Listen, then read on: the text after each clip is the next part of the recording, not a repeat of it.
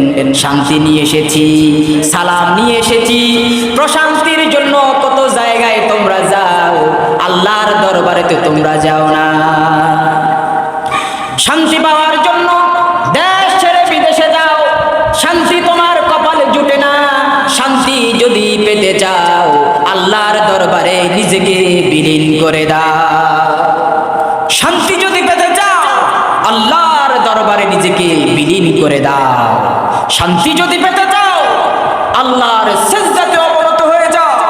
শান্তি যদি পেতে চাও, রাসূলুল্লাহ সাল্লাল্লাহু আলাইহি ওয়াসাল্লামের পতাকা তলে এসে জমায়েত হয়ে যাও। শান্তি যদি পেতে চাও, রাসূলুল্লাহর সুন্নাহকে আঁকড়িয়ে ধরো। সুবহানাল্লাহ। পৃথিবীর অন্য কোথাও তুমি শান্তি খুঁজে পাবা না।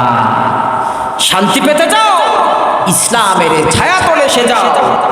ইসলামের সেই বৃক্ষের ছায়াতলে তুমি এসে বসে যাও, তবে তুমি শান্তি খুঁজে পাবা।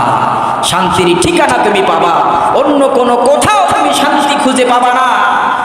আমরা যাই এমন জায়গায় যেখানে শান্তি পাওয়ার জন্য যাই, কিন্তু নিয়ে আসি যত সব অশান্তি। শান্তি খোঁজার জন্য অন্য জায়গায় যাই, কিন্তু নিয়ে আসি কি? বহন করে নিয়ে আসি, বোঝা বহন করে নিয়ে আসি অশান্তি। শান্তি কিন্তু আমরা পাই। অতএব শান্তি যদি পেতে চাও, আজকের এই রজনীতে আল্লাহর দরবারে নিজেকে বিলীন করে দাও, তাহলে তুমি অবশ্যই শান্তির সঠিক ঠিকানা পেয়ে যাবে। সুবহানাল্লাহ। ফেরেশতারা